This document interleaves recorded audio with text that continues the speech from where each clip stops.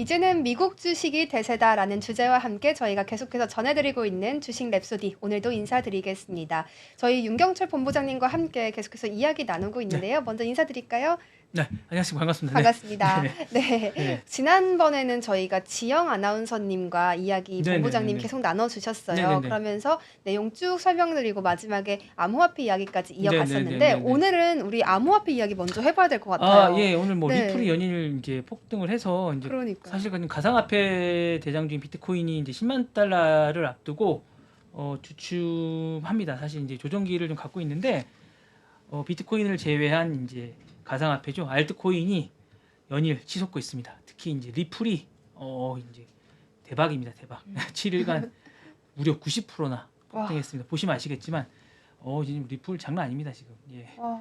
예, 사실 뭐 오전에 사실 이제 2.7달러까지 갔다가 이제 조정기를 거쳐서 왔다 갔다 하고 있습니다. 거의 2.7달러 왔다 갔다 하고 있는데요.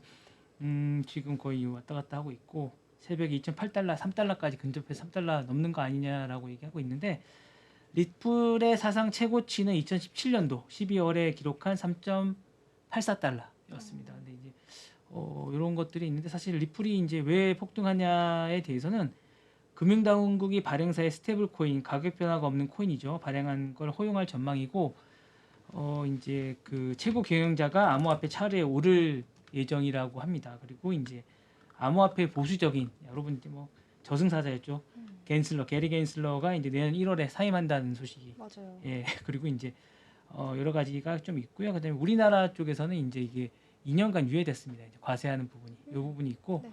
그래서 이제 폭등하고 있습니다. 그리고 이 전체적인 건 한국이 랠리가 주도하고 있다고 합니다. 그래서 이런 부분들이 이제 하는 부분이 있어서 이제 여러 가지 호재가 작용하고 있는 부분들이 있고요. 같은 시간 보시면 이제 비트코인은 사실 이제 지금 떨어지고 있습니다. 전반적으로 떨어지고 있고 이더리움도 시총 2인 이더리움도 많이 떨어지고 있습니다. 그리고 시총 5위인 솔라나도 보시면 떨어지고 있습니다. 예, 그리고 테더도 떨어지고 있습니다. 보시면 전반적으로 다 떨어지고 있는 그런 추세입니다. 다 떨어지는데 리플만 정말 반등이. 더욱 웃긴 건 한국의 개미들이 주도하고 있다는 겁니다. 그것도 예. 진짜 신기하네요. 예, 그리고 한국의 거래량이 급등하고 있다는 거고요. 네. 사실 업비트가 거래량이 40억 달러. 네, 40억 달러. 예, 하고 있다면 전체 거래에서 한 30%가량 된다고 합니다.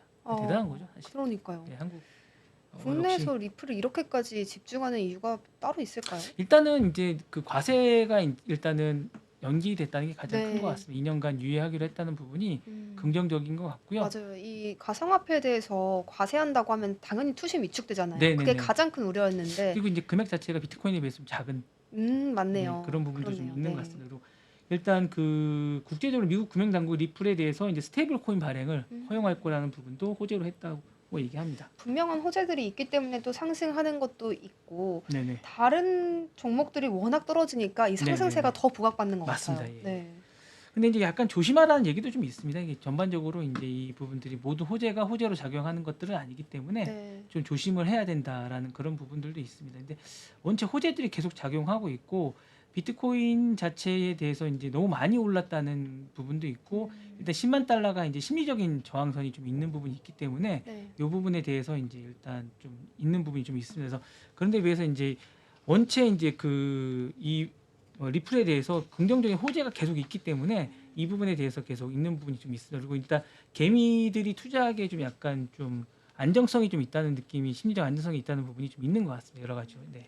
맞아요. 그래서 크게 상승하다 보면은 중간에 위축되는 심리 때문에 좀 불안감 때문에 잠깐 네네. 조정 나올 수도 있다. 이런 전망도 저도 맞습니다. 봤었거든요. 예, 그런 부분. 근데 정말 고공행진하고 있는 모습이라서 또 네네. 언제 한풀 꺾이려나 하는 걱정도 같이 들어오는 것 같아요. 맞습니다. 그런 부분이 네. 좀 있는 것 같습니다. 근데 이제 기본적으로 이제 요 부분이 했을 때 이제 내부적으로 이제 명확한 기준이 좀 없다는 부분도 좀 있습니다. 여러 가지로 암호화폐에 대한 명확한 기준이 없고 규제에 대한 부분이 아직 정확하게 정해지지 않았기 때문에 아직 좀 이런 부분이 정확하게 정해질 때까지 투자에 대해서 그러니까 어떤 규제가 정해질 때까지 좀 명확한 기준이 정해지기 전까지는 막 하지 말라는 생각도 좀 있습니다. 그러니까 투기를 하기보다는 좀 이 투자에 대한 생각을 좀 가지고 할 필요가 좀 있다라는 생각이 좀 있습니다. 제가 볼 때. 네. 네, 이 미국의 증권거래위원회 차원에서도 규제를 막 만들기도 사실 네네네. 걱정되고 그렇다고 규제를 안 하기에도 지금 말씀해 주신 것처럼 불확실성이 커져가는 모습이기 때문에 참 고민이 많을 수밖에 맞습니다. 없겠습니다. 네. 네. 어쨌든 알트코인이 제가 볼 때는 좀 각광을 받고 있는 것 같긴 합니다. 그러니까 전체적으로 시장에서 비트코인이 전체 한 60% 정도 비중을 차지했습니다. 암호화폐 시장에서. 근데 네. 이 부분이 50%대에서 좀 내려온 부분이 좀 있습니다. 최근에. 그러면서 알트코인 시장이 30% 이상 상승한 부분이 좀 있습니다. 최근에. 네, 지금 이- 시총 3위까지 예, 올라갔다고요. 예. 그러면서 테더 아니 그 뭐지? 리플이 이 큰 역할을 했습니다. 이 부분에 비중을 차지하는 부분에서. 네. 그러면서 이제 많이 차지한 부분이 있는데 저는 갑자기 이렇게 올라간 게 좀 불안하기도 해요. 맞아요. 네네. 그런 생각 들 것 네. 같아요. 근데 이제 여전히 좀 규제의 불확실성이 여전하기 때문에 규제가 어떻게 되느냐에 따라서 이게 또 보장받기가 좀 애매한 부분도 좀 있기 때문에 네. 좀 그렇긴 한데 어쨌거나 이게 좀 호재가 너무 좋기 때문에 좀 좋긴 좋은 것 같습니다. 여러분. 맞아요. 지금 말씀해 주신 것처럼 비트코인 지배력은 내려가면서 알트코인이 계속 오른다고 해요. 그래서 이더리움 같은 경우에도 주요 저항선 돌파 나왔고요. 네네네. 알트코인 랠리 이끌어갈 거다 이런 이야기 계속 네네네. 나오거든요. 리플이랑 같이 주목받고 맞습니다. 있잖아요. 네. 근데 이게 전체적으로 볼 때 시총 3위는 대단한 겁니다, 사실은. 네. 그러니까요. 하루 만에 30% 급등하는 건 사실 대단한 거거든요. 네. 전반적으로. 그래서 이 부분은 정말 이 탐욕 지수라는 게 대단한 것 같습니다. 네. 맞습니다. 그래서 이 비트코인 관련한 이야기들도 같이 저희가 나눠봤고 이 알트코인의 대표인 리플 한 달 만에 막 300% 넘게 뛰었다라는 점 진짜 시장에 충격을 가져다 줄 수밖에 없는 맞습니다. 소식이었습니다. 전반적으로 지금 보시면 알트코인 중에서 도지코인은 계속 빠지고 있거든요. 예, 그러니까 이런 부분들은 이제 계속 빠지고 있고 전반적으로 지금 계속 리플만 상승세에 있습니다. 그러니까 그리고 나머지 뭐 이 카르다노가 뭔지는 잘 모르겠는데 요 카르다노는 좀 상승하고 있는 부분이고요. 어쨌든 리플이 계속 상승을 하고 있고 7일간 보시면 거의 90% 정도 일주일간 보시면 이렇게 상승하고 있습니다. 여기 어떻게 보시면 그렇게까지 오르나요? 예, 엄청나게 오르고 있습니다, 지금. 네. 예. 시가도 보시면 엄청나거든요. 지금 보시면. 예. 그러니까 요 전체적인 컨디션을 보면 지금 엄청나게 오르고 있습니다. 그러니까 요 전체적으로 보시면 지금 리플이 엄청나게 지금 컨디션이 좋다고 보실 수 있습니다. 네. 그렇네요. 이 리플이 이렇게 강세 이어갔는데 분명히 아까 잠시 짚어주셨던 것처럼 좀 고공행진에 대한 두려움도 시장에 들어올 수 있거든요. 근데 네. 일단은 지금 너무 컨디션이 좋은 건 사실입니다. 우리나라가 일단은 규제를 2년간 유예한 부분이나 네. 게리 겐슬러가 일단 내년 1월에 사임하는 부분, 그쵸. 그다음에 수장이 전체적으로 이제 위로 올라가는 부분 이런 부분들이 너무 호재가 좋습니다. 네, 일단 호재가 좋고 네. 일단 근데 지금 들어가기 좀 늦었다는 생각도 좀 듭니다. 그러니까요. 네, 이게 좀 일찍 들어왔어요. 이 상승 추세를 나도 함께 하고 싶은 마음이 있잖아요, 누구나. 네네네. 근데 지금 들어가도 되나? 근데 보통 그런 거 너무 많이 있잖아요. 할 올랐습니다. 걸, 그때 넣을 걸. 다들 이런 말 하는데. 너무 많이 올랐습니다. 진짜 엊그제만 넣었어도 좀 네. 수익 봤을 텐데요. 그렇죠? 그러니까 3달러까지가 너무 많이 올랐습니다. 사실 제가 볼 때 너무 많이 올랐고 네. 좀 일찍 들어갔어야 되지 않나라는 생각이 좀 들긴 합니다. 그러니까요. 근데 저는 또 분명히 조정 나올 거다라는 목소리 때문에 좀 무서운 네네. 생각이 먼저 들어서 좀 지켜볼야 될 조정기를 좀 가질 것 같다는 생각이 들고요. 또 어쨌거나 좋은 호재인 것 같고 어쨌거나 여러 가지로 이제 2달러 선을 넘은 거는 사실은 좀 약간 지금 조정기를 가지지 않을까라는 생각이 좀 듭니다. 네. 네, 좋습니다. 이렇게 해서 리플 이야기도 좀 계속해서 전해드리고 있는데요. 본부장님 리플 이야기 이쯤에서 마무리해보고 또 다음 좀 더 드리면 네. 미 당국이 승인이 내려줄 경우 이제 출시된 리플이 스테이블 코인이 출시될 예정이고 이달 4일께로 예정돼 있다고 합니다. 4일이면 네. 내일 밤에 예, 발표가 그렇습니다. 되겠네요. 그리고 이제 네. 미 대선 이후 미국 기업과 관련된 코인들 가격이 두드러지고 이 부분에 관련해서 호재로 작용. 일각에서는 이제 요 리플 현물 그 상장 지수 펀드죠 ETF가 발행될 가능성도 나오고 있다고 합니다. 정말요? 예. 그러면 더 자금 들어올 수 있겠는데요. 예, 그렇습니다. 이 부분에 관해서 이제 좀 지켜볼 필요가 좀 있다고 생각이 듭니다. 예. 확실히 호재가 그냥 끊이질 않고 계속 네네네. 들어오는 리플이네요. 맞습니다. 네. 예. 리플 관련한 이야기들 정말 전해주실 게 많은 것 같아요. 네네네. 앞으로의 전망까지 조금 짚어볼까요? 근데 좀 지켜볼 필요가 좀 있을 것 같고요. 요게 이제 조정기를 거친 다음에 이제 규제에 관해서 구체적으로 나올 것 같습니다. 미국 쪽에 좀 지켜보실 필요도 있을 것 같고 우리나라가 일단은 뭐 미국 쪽의 어떤 규제에 따라서 좀 따라가는 추세고 아직까지 우리나라는 요런 거에 관련해서 아직 규제가 없기 때문에 이제 좀 지켜보실 좀 필요가 있을 것 같습니다. 네. 미국에서 이 관련 규제 나오려면 아무래도 이 증권거래위원회 SEC 위원이 바뀐 이후에 좀 본격적으로 진전되지 않을까 하는 생각도 네, 그 듭니다. 전까지는 근데 이게 혼전을 좀 겪을 것 같습니다. 네, 아무래도 그렇겠죠. 네. 네, 이렇게 해서 좀 리플 이야기 살펴보고 있는데요. 또 전해주실 내용 어떤 거 있을까요? 일단은 트럼프가 이제 중국에 대해서 그 대대적인 어떤 선전포고를 지금 하고 있습니다. 특히 이제 맞습니다. 그 AI 관련해서는 대대적으로 이제 봉쇄 정책을 대대적으로 하고 있습니다. 일단은 수출 규제 강화를 하고 있습니다. 네. 인공지능 칩에 관해서 반도체 제조 장비에 관해서는 일단 대대적으로 하고 있습니다. 상무부가 목요일 발표한 성명에 따르면 고성능 AI 칩에 대해서 수출 제한을 확대한다고 발표했습니다. 그러자 이제 중국 쪽에서는 반발을 하는 건 당연한 거죠. 네. 이거에 대해서 이제 바이든 행정부가 군사 및 감시 기술에 대해서 억제하는 방안으로 활용할 수 없다고 얘기했더니 중국은 우려가 있다. 우려를 표명한다고 얘기했습니다. 규제 내용은 다음과 같습니다. 이제 고성능 메모리치 미국 기업들은 이제 중국에 첨단 추출하기 위해서는 상무부의 별도의 허가를 받아야 됩니다. 엔비디아와 AMD 같은 거에 대해서는 이제 직접적으로 이제 영향을 줄 것으로 보입니다. 그리고 반도체 제조 장비죠. 네.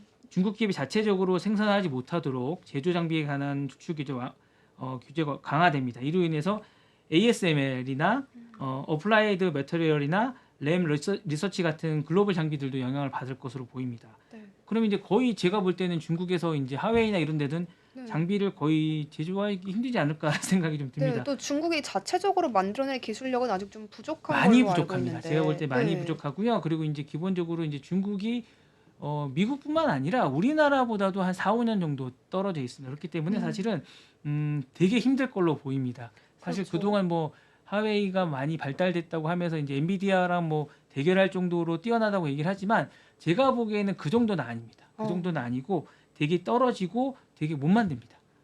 되게 못 만드는데 네. 이번 조치는 사실은 이제 중국과 미국의 이제 첩보 전쟁이나 빅테크 전쟁의 일환이라고 보는데요. 네. 그렇기 때문에 더 힘들 거라고 저는 보고 있습니다. 그래서 되게 힘들지 않을까라는 생각이 들고요. 업계 전문가들 이번 조치가 단기적으로는 중국의 AI나 반도체 기술을 지연시키지만 장기적으로는 어떻게 보면 중국을 자극해서 네. 중국이 더 발전될 수 있겠다고 하는데 제가 볼 때는 힘들 거라고 봅니다. 그렇군요. 네. 근데 어쨌든 중국 입장에서는 자체 기술력을 발전시키는 거 말고는 타파할 수 있는 전략이 없을 것 같아요. 이게 네. 수출 수입 다 안 되는 상황 네, 속에서 어떻게 보면은 일각에서 이야기하는 자체 기술 발전의 계기가 될 수도 있다라는 점이 그럴 수도 있을 거야. 논리는 이해가 네. 갑니다. 굴기라고 네. 해서 또 잘할 수도 있을 것 같긴 한데 중국이 그 뭐랄까 따라하는 건 잘하긴 해요. 베껴서 하고 뭐 인력을 뺏어가고 이런 건 잘하긴 네. 하는데 사실상 뭐 자기들이 그렇게 잘하지는 않습니다. 중국에 근데 이런 기술력을 또 유출해서 문제가 되는 경우도 네네. 많아서 이런 점들도 우리가 좀 유의를 해야겠습니다. 인력 네. 스카우트를 많이 하고 그렇긴 한데 뭐 잘 모르겠습니다. 원래 잘 못해가지고. 네, 이 한국산 HBM이나 반도체 장비들 중국으로 수출하는 것까지도 미국에서 통제한다고 하거든요. 네네. 이에 대한 반발도 좀 강할 것 같은데 여기서 우리가 다행이라면 또 다행인 점이 SK 하이닉스 같은 경우에는 전량 미국으로 수출하고 있어서 타격이 크지는 않을 것으로 보인다라는 보도도 나왔습니다. 네 맞습니다.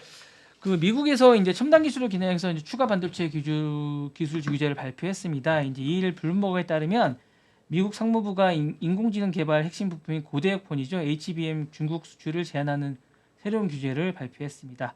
HBM 다수 D램을 하는 부분에 대해서 이제 부품인데요. 어쨌든 아까 본인이 말씀하셨던 이제 글로벌 한국의 SK 하이닉스나 삼성전자는 되는데 미국에 관한 부분은 제외됩니다. 그래서 다행이고요.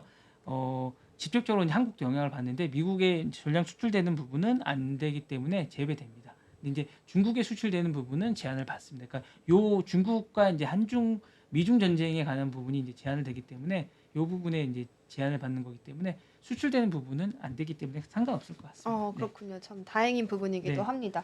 그래도 삼성전자는 지금 HBM의 일부를 중국으로 또 수출하고 네네네. 있어서 약간의 타격은 또 가져갈 수도 있다라는 그러니까 이야기도 나오네요. 중국에 수출되는 부분들은 많이 받을 것 같습니다. 그러니까 TSMC도 한 11% 정도가 중국에 되거든요. 그러니까 네. 그걸 포기해야 될 것 같습니다. 그렇군요. 네네네. 그리고 또 우리가 살펴보면 좋을 것 같은 게 일본이나 네덜란드처럼 자체적으로 수출 통제, 중국에 대한 통제를 하고 있는 국가들에 대해서는 또 이런 미국 정부의 허가를 받지 않아도 된다라는 예외를 뒀다고 해요. 해당 법안에 대해서. 아니 그러니까 그게 이제 뭐 그런 예외가 아니고요. 네. 자체적으로 검열을 하는 겁니다. 그러니까 자기들이 그러니까 이제 뭐라 그럴까 이제 이게 뭐라 그럴까 자신들 알아서 이제 자기들이 이제 검열을 하는 겁니다.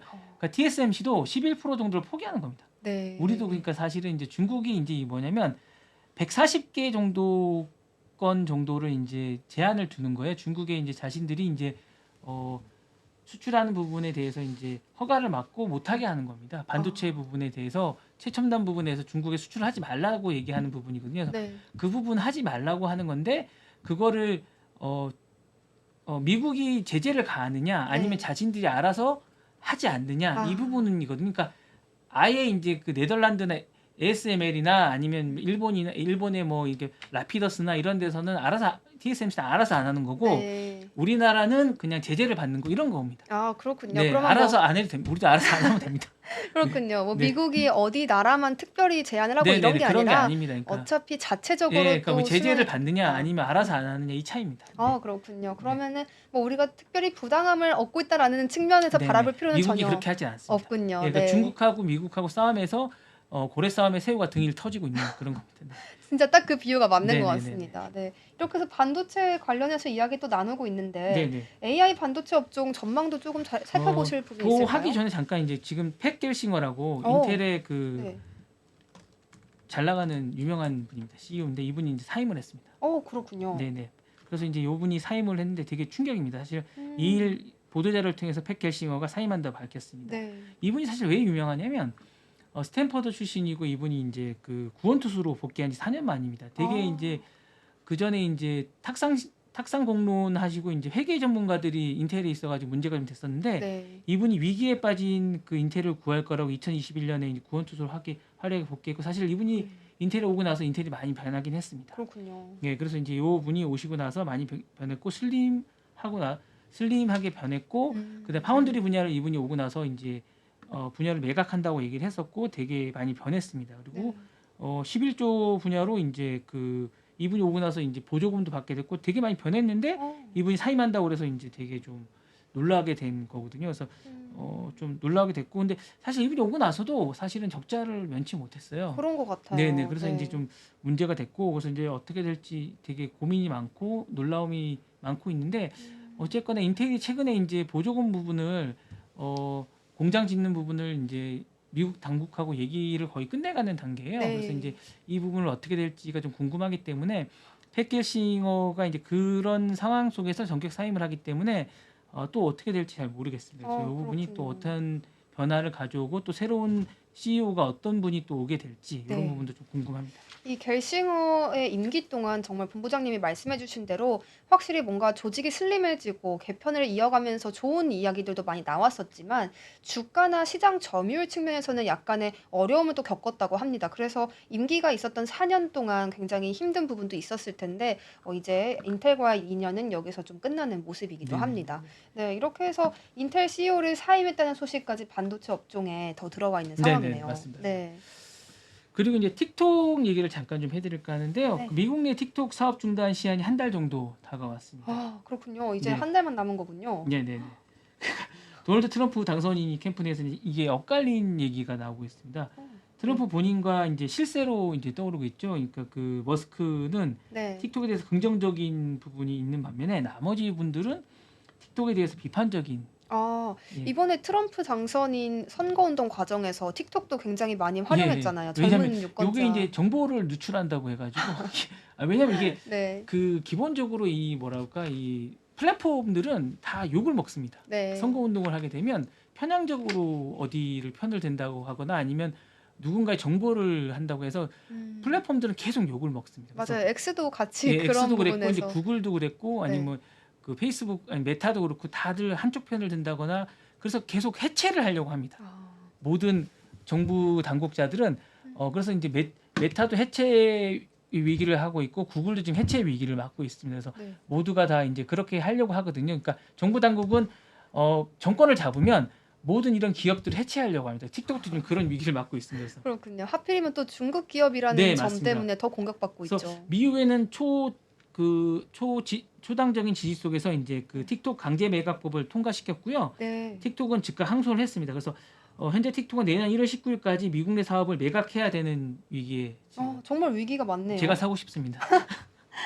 네. 틱톡에. 네. 그러면 뭐 경매에 나와야 가능하지 않을까요? 아니 지금 매각을 해야 네. 되고요. 트럼프는 그렇군요. 대선 주택 중에 네. 틱톡을 금지하면 젊은 층이 분노하고 네. 국민적인 페이스북에 더 많은 힘을 실어. 왜냐하면 지금 트럼프랑 이제 메타의 저커버랑 사이가 지금 좋지 않습니다.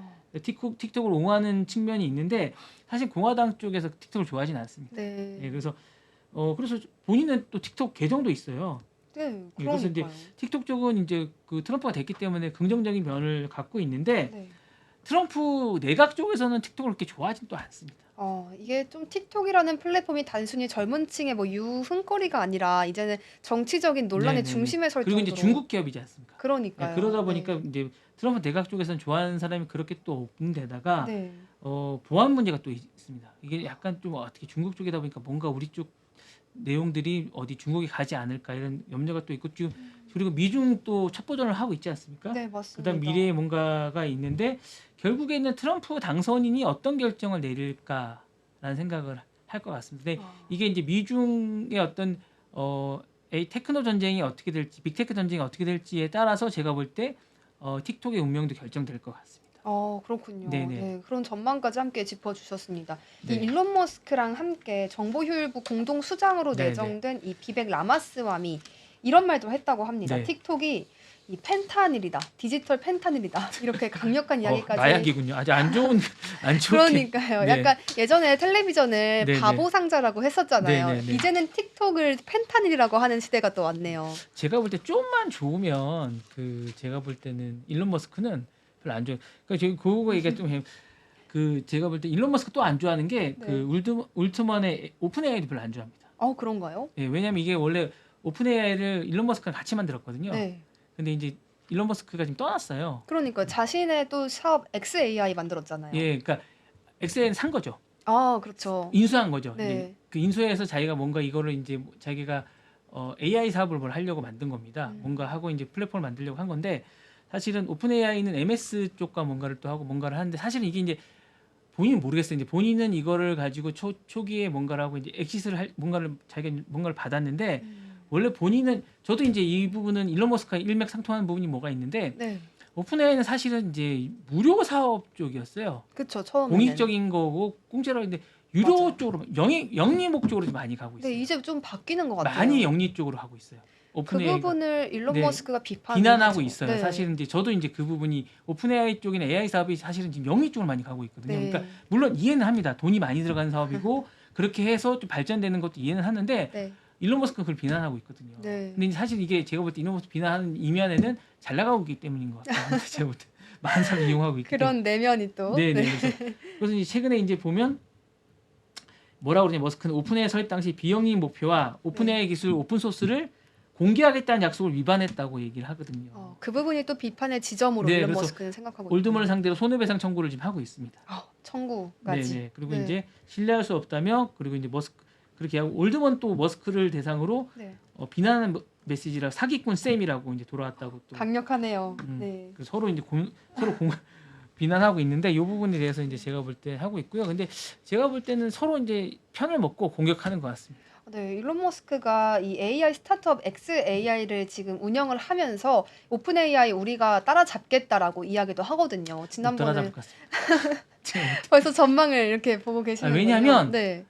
물론 이제 최근에 이제 엔비디아에서 이제 블랙에를 한 10만 대 사고 또 10만 대 더 사겠다고 하면서 이제 설치해서 이제 본인들도 이제 새롭게 뭘 만들고 있습니다. 그래서 네. 따라잡겠다고 하고 있습니다. 계속 그런 맞아요. 것들을 만들어서 하고 있겠다고 하는데 오픈 AI가 너무 앞서가고 있습니다. 그렇군요. 예.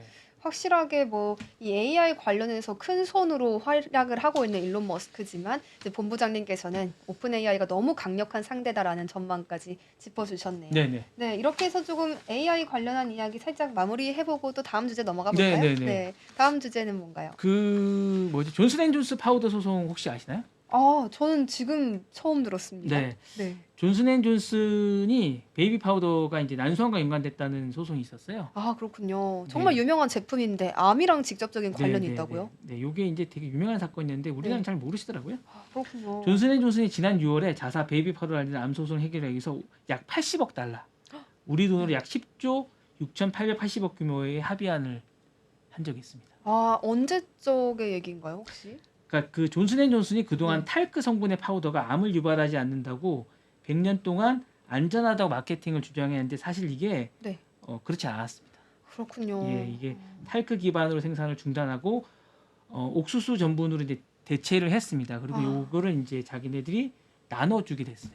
이제 10조 정도를 이제 좀 네. 배상을 하게 됐습니다. 그렇군요. 그 이 존슨앤존슨의 파우더는 아이들도 네, 정말 네, 많이 네. 쓰던 그래서 제품이잖아요. 요걸 이제 대체하게 됐거든요. 네. 전분으로. 그래서 요건데 요거를 이제 내년까지 이제 다 줘야 10조면 10조 엄청난 금입니다. 10조요. 네, 네. 10조 가늠도 안 가는 네, 그래서 크기입니다. 이제 요거를 이제 존슨앤존슨 파우더가 난소암과 연관된 주장을 둘러싼 대규모 소송을 이제 내년까지 중단할 예정이고요. 네. 요거를 이제 내년까지 나눠줘야 됩니다. 그래서 요걸 하고 최근 미국 텍사스주 휴스턴에 벌린 법정에서 소송 중지를 확대하거나 중지 해제를 하자는 결정을 내렸고요. 네.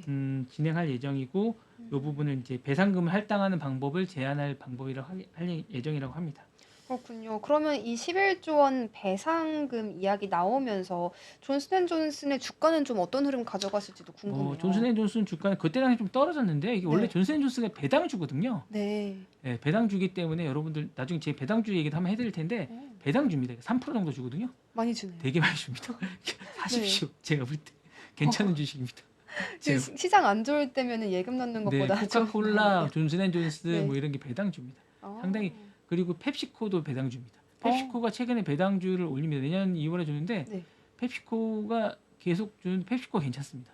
오, 그러면은 네. 이런 배당주 위주로 투자하는 전략까지 같이 이야기를 해주셨어요. 네네, 펩시코도 배당주입니다.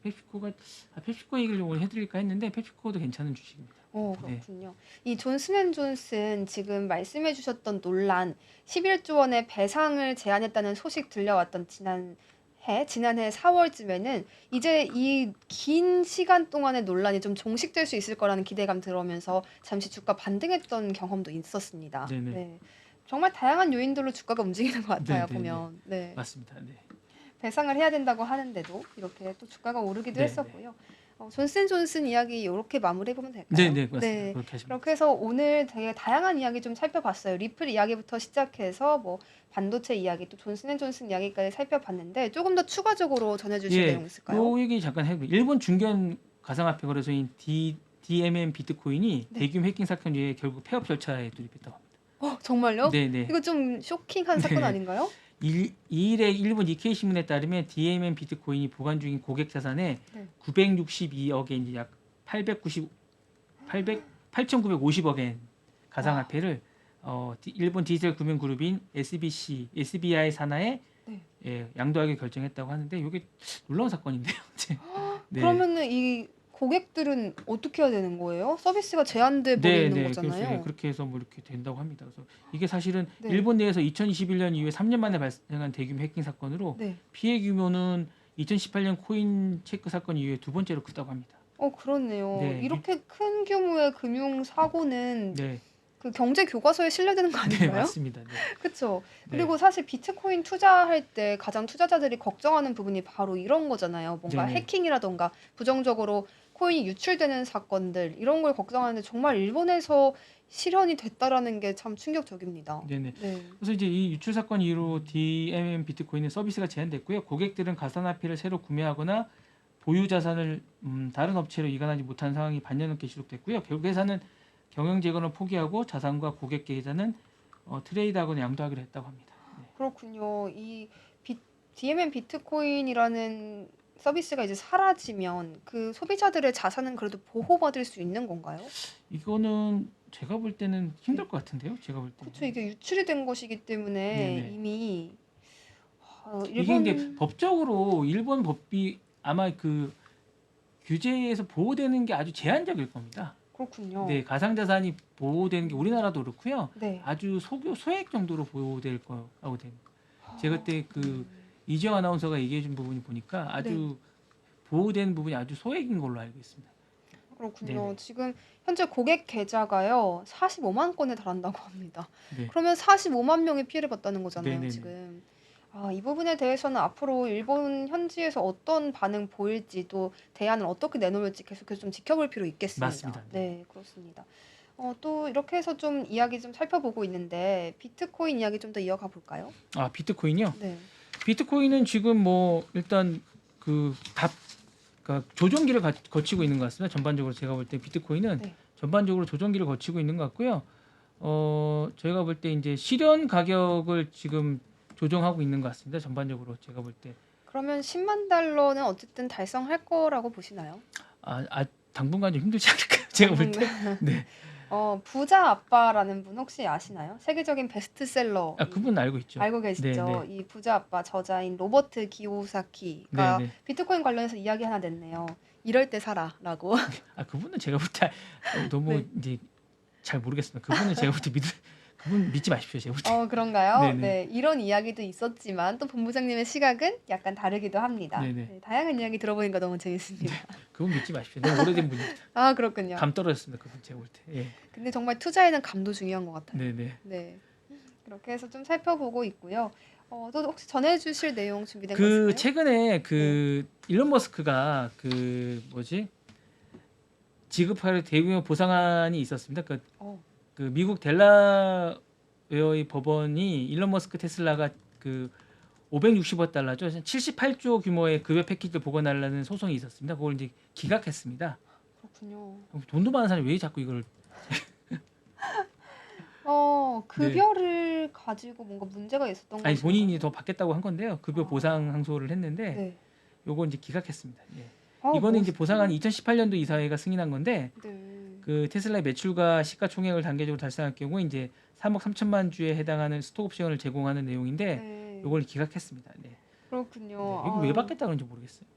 그러게요. 아니 소액 주주들 입장에서는 이거 굉장히 부담되는 네. 이야기잖아요. 네. 그래서 소액 주주들이 주체가 돼서 무효 소송을 냈다고 네. 하네요. 네, 그러니까요. 어이가 없습니다. 제가 볼 때. 머스크의 꿈은 그럼 어디에 있다고 보세요? 돈을 더 많이 버는 것 아니면 자신의 뭔가 비전을 실현하는 것? 아니 근데 이제 제가 볼 때는 이런 걸 볼 때 이분은 네. 테슬라나 모든 것들이 어떤 자기가 돈을 버는 과정의 수단이라고 생각하는 거죠. 테슬라나 네. 스페이스X나 모든 것들이 어떤 자기가 뭘 가는 과정의 도구일 뿐이라는 거죠. 도구. 예, 이게 보는 뭐 것이다. 도구라는 거죠. 자기가 어떤 가는 과정이. 그러면은 이 560억 달러 규모의 급여 보상도 사실 자신의 꿈을 이루기 위한 어떤 투자 기반으로 활용하기 네, 위함이 그렇죠. 아니었을까 예, 하는 그러니까, 추측이 그렇죠. 예. 됩니다. 그러니까 뭐 제가 볼 때 오픈AI도 네. 뭐 그런 도구였고 다 그 도구라는 거죠. 제가 볼 때. 네. 그럴 수 있겠습니다. 네, 사실 이 머스크 정도의 이제 규모 네. 자산을 가지게 된다면 세계 제일 부자 아닙니까, 제일. 그러니까요. 그냥 돈만 벌겠다라고 이런 소송을 막 하진 않았을 것 같아요. 네. 네. 재밌는 이야기까지 함께 들어볼 수가 있었네요. 이 기각 소식이 정말 오늘 전해진 거군요. 네, 그렇습니다. 네. 그렇네요. 이제 도지코인 이야기도 살짝 살펴보면 재밌을 것 같아요. 도지코인은 많이 네. 시간이 거의 다 되지 않았네. 네, 5분 정도 더 5분 이야기할 수 나왔으니까. 있겠습니다. 도지코인은 지금 일론 머스크가 계속 도지코인이 몰려온다고 본인이 계속 얘기하고 있는데 네. 잘 안 되고 있습니다. 본인은 도지코인이 몰려온다고 막 본인이 계속 얘기하고 있는데 생각만큼 잘 안 되고 있습니다. 아까 제가 이제 코인 잠깐만요. 제가 네. 다시 한 표를 보여드릴 텐데 네. 잠깐만요. 전체 표가 좀 올랐는데 한번 보시면 도지코인 보시면 지금 7번째인데요. 7번째잖아요. 네. 도지코인 많이 떨어졌습니다. 지금 많이 보시면. 떨어지고 있네요, 네, 정말로. 예. 사실 밈코인 열풍 불면서 도지코인 굉장히 주목받았었죠. 네, 근데 본인은 막 엄청나게 막 몰려온다고. 옛날에는 일론 머스크가 한마디 하고 처음에 이제 일론 머스크가 트럼프가 당선되고 나서 전체적으로 이제 테슬라가 올라가면 도지코인도 같이 막 올라갔었는데 네.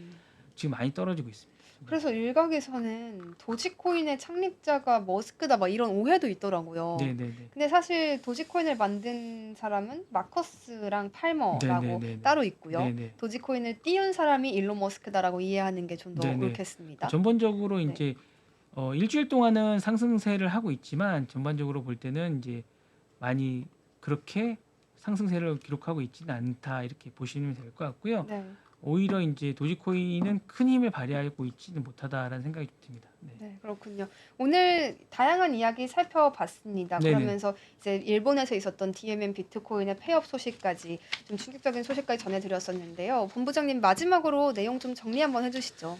그 전반적으로 지금 일단 이슈는 뭐냐면 그 미국과 중국의 갈등이 심합니다. 왜냐하면 네. 지금 보시면 또 하나 해드리면 중국 기업이 이제 비자가 발급이 안 될 가능성도 좀 있습니다. 정말 그래서 이건 이제 좀 세스에 못 갈 네. 가능성도 있습니다. 위험한 소식 아닌가요? 아닙니다. 그러니까 그 정도로 지금 갈등이 되게 심하다는 거죠. 미국과 중국의 갈등이 심해서 네. 사실은 되게 이게 한국에도 어떤 영향을 미칠지도, 그러니까 트럼프 2.0 시대에 한국이 어떻게 나아가야 될지도 좀 고민을 해볼 필요가 있다는 거죠. 그러니까 트럼프가 생각보다 강력하게 자기의 어떤 그 힘을 발휘할 가능성이 있기 때문에 이 시기에 이제 한국이 어떻게 반응을 해야 될지, 그리고 정부가 어떻게 나가야 될지에 대한 것들을 세울 필요가 있다는 거죠. 네, 그렇군요. 오늘 이렇게 해서 좀 이야기 하나씩 살펴봤습니다. 오늘은 그래도 우리나라가 미국의 관세 영향에서 크게 악영향을 받지는 않을 것이다라는 이야기 나오면서 시장에서 반도체주들은 좀 오르는 모습 보여줬었는데요. 그럼에도 미중 갈등이 너무나도 강력하기 때문에 트럼프 2.0 시대에 우리가 어떤 대응해 나가야 할지 좀 더 지켜볼 필요 있다는 점 본부장님께서 한 번 더 짚어주셨습니다. 오늘 주식 랩스디 이쯤에서 마무리해보려고 합니다. 도움되는 시간 됐을지 참 궁금한데요. 많은 궁금증 있으시면 또 저희 댓글로 참여해 주시면 좋겠습니다. 이쯤에서 인사 한번 네, 드려볼까요? 알겠습니다. 네. 지금까지 시청해 주신 여러분 고맙습니다. 감사합니다.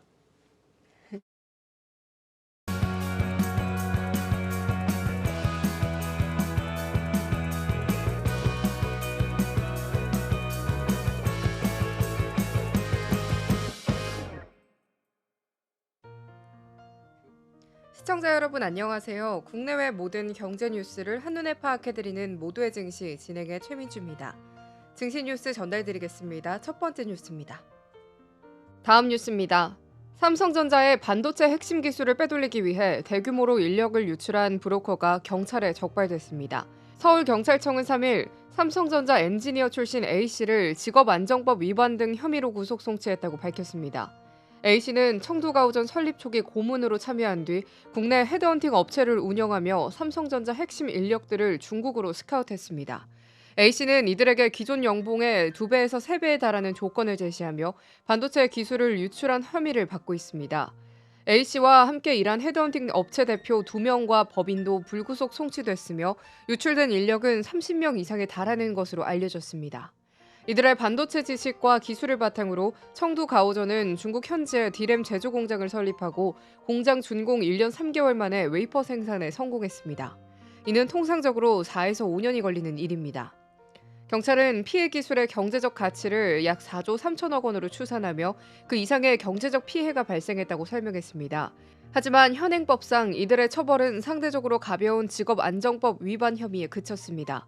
산업기술 유출을 규제하는 법률이 아닌 헤드헌터 관련 법률이 적용되었기 때문입니다. 산업기술 유출을 막기 위한 법적 장치가 부족하다는 지적에 대해 경찰은 법 개정의 필요성을 강조했습니다.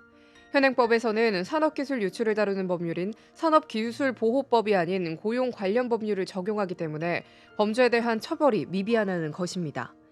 검찰은 다시 하겠습니다.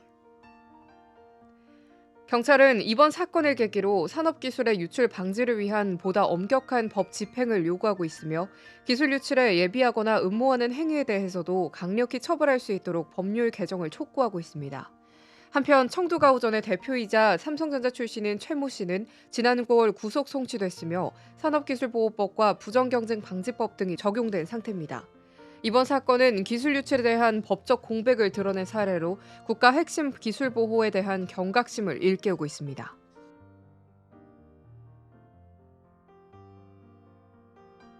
다음 뉴스입니다.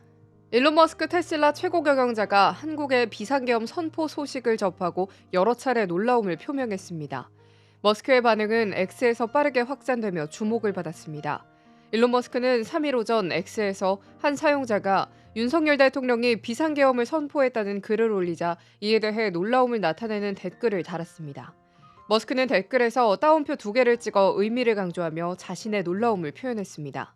약 3시간 뒤 한국 국회가 비상계엄 해제 요구 결의안을 통과시킨 소식에 대해서도 머스크는 와우라는 간단한 댓글을 달며 여전히 충격적인 반응을 보였습니다. 또 다른 사용자로부터 한국에서 지금 무슨 일이 일어나고 있는 건가? 라는 질문에 대해서도 머스크는 그렇다, 이것은 충격적이라고 답했습니다. 머스크의 이런 댓글은 수차례 리트윗되며 한국의 비상계엄 상황과 그 배경에 대해 궁금해하는 X 이용자들의 관심을 끌었습니다. 일론 머스크의 반응은 전 세계에서 이번 한국의 비상계엄 사태에 대한 큰 관심을 불러일으켰습니다. 다만 머스크는 이후 추가적인 의견을 밝히진 않았습니다. 한편 이와 관련해 도널드 트럼프 전 미국 대통령은 특별한 반응을 내놓지 않고 있는 상태입니다. 앞서 3일 밤 윤석열 대통령은 대국민 담화를 통해 종북 반국가 세력들을 일거 척결하고 자유헌정 질서를 지키기 위해 비상계엄을 선포한다고 밝혔습니다. 이에 대해 국회는 이튿날 비상계엄 해제 요구 결의안을 만장일치로 통과시켰습니다.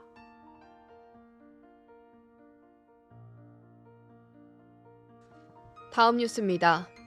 아마존이 새로운 초거대 인공지능 모델 아마존 노바를 공개했습니다. 이번 발표에서는 아마존 최초의 동영상 생성 AI 아마존 노바릴도 함께 선보였는데요. 아마존이 오픈 AI와 구글이 주도하는 AI 시장의 판도를 뒤집기 위한 전략을 내세운 것으로 보입니다.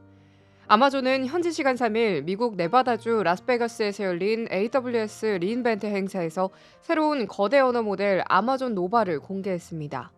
앤디 제시 아마존 CEO는 이 자리에서 아마존의 AI 기술이 AI 시장에서의 경쟁력을 더욱 강화할 것이라고 강조했습니다. 아마존 노바는 다양한 모델로 구성되어 있습니다. 아마존 노바 마이크로는 저렴한 비용과 빠른 응답 속도를 제공하는 텍스트 전용 모델이며 노바라이트는 이미지, 비디오, 텍스트, 입력을 처리할 수 있는 멀티모달 모델로 빠른 속도가 특징입니다. 노바 프로는 정확도, 속도, 비용 면에서 최고의 성능을 자랑하는 고성능 멀티모달 모델입니다. 또한 노바 프리미어는 복잡한 추론 작업에 최적화된 모델로 맞춤형 작업에 유용합니다. 아마존은 또 다른 혁신의 기술을 선보였습니다. 바로 이미지 생성 AI 노바 캔버스와 동영상 생성 AI 노바릴인데요. 노바릴은 특히 동영상 콘텐츠를 생성할 수 있어 눈길을 끕니다. 아마존 노바는 200여 개 언어를 지원하며 경쟁 모델에 비해 최소 75% 저렴한 가격으로 뛰어난 성능을 제공한다고 아마존은 강조했습니다. 한편 AWS의 맷 가먼 최고 경영자는 AI 모델 훈련에 사용되는 새로운 반도체 트라이니엄3도 공개했습니다.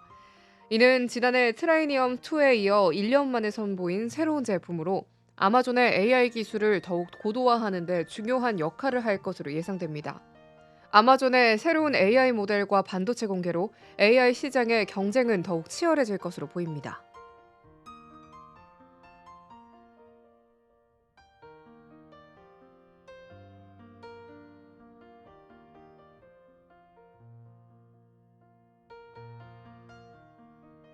다음 뉴스입니다. 삼성전자의 파운드리 사업이 시장에서 점유율이 다시 떨어진 것으로 나타났습니다. 시장조사 업체 카운터포인트 리서치에 따르면 삼성전자의 파운드리 매출 기준 시장 점유율은 지난 3분기 12%로 집계됐습니다. 전분기 13%에서 1%포인트 하락한 수치입니다. 삼성전자는 지난해 4분기 14%를 기록한 이후 점유율이 지속적으로 하락세를 보이고 있습니다. 반면 대만의 TSMC는 같은 기간 점유율이 64%로 이전 62%에서 2%포인트 확대되며 독주 체제를 굳건히 하고 있습니다. TSMC는 지난 몇 분기 동안 점유율을 계속해서 늘려가고 있으며 특히 AI 반도체와 애플의 스마트폰 신제품 주요 증가에 힘입어 실적이 두각을 나타내고 있습니다. 삼성전자는 첨단 공정에서는 TSMC와 성숙 공정에서는 중국 업체들과 경쟁하고 있는 상황입니다. 특히 중국의 SMIC는 중국 내 팹리스 수요 증가와 국가와의 반도체 기술 자립 노력 덕분에 빠르게 회복세를 보이고 있습니다. 보고서는 내년에는 성숙 공정 분야에서 중국 파운드리 업체들의 경쟁이 더욱 심화될 것이라고 예상하고 있습니다. 삼성전자는 2022년 세계 최초로 3나노미터 공정 양산을 시작하며 첨단 공정 시장에서 주도권을 잡으려 했지만 여전히 고객 확보에 어려움을 겪고 있습니다. 반면 TSMC는 애플, 엔비디아 등 글로벌 빅테크 기업들의 주요 고객사를 보유하고 있어 점유율 확대에 더욱 유리한 상황입니다. 삼성전자는 최근 파운드리 사업부장에서 한진만 사장을 선임하며 분위기 반전을 노리고 있습니다. 한 사장은 미국 실리콘밸리에서 반도체 연구개발과 영업, 마케팅을 맡으며 지역 내 다양한 혁신 기업들과의 협력 관계를 구축해왔습니다.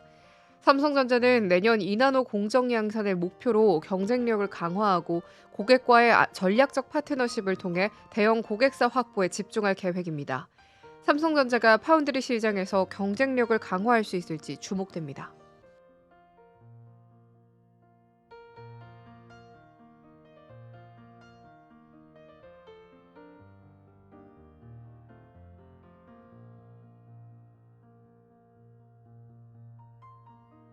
다음 뉴스입니다. 인텔의 팻 겔싱어 최고 경영자가 갑작스럽게 사임하면서 최저임금으로 약 1천만 달러를 받을 전망입니다.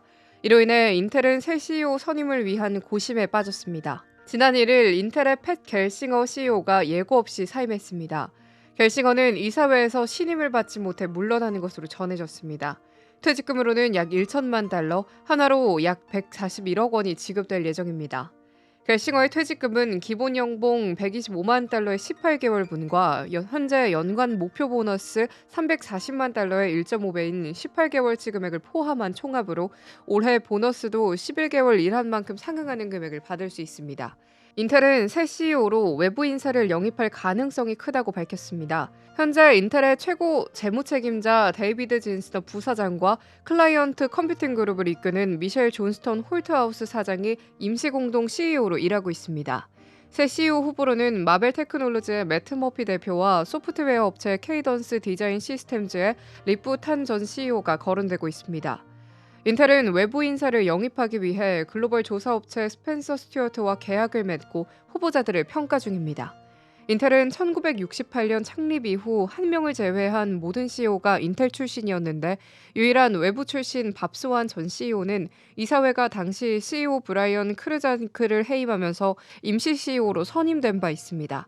하지만 겔싱어 CEO의 갑작스런 퇴진으로 내부에서 유력한 후보가 부족해 새 CEO 선임이 어려울 것으로 전망됩니다. 키뱅크 캐피털 마켓의 존빈 애널리스트는 인텔과 같은 복잡한 조직을 이끌 수 있는 경험을 갖춘 적합한 후보자를 찾는 것이 쉽진 않을 것이라고 분석했습니다. 후임 후보로 거론된 매트 머피 마벨 대표는 최근 기자회견에서 현재 100% 마벨에 집중하고 있다면서 마벨보다 더 일하기 좋은 곳은 없을 것 같다고 언급했습니다. 인텔의 새로운 CEO 선임은 향후 회사의 향방에 중요한 영향을 미칠 것으로 보입니다.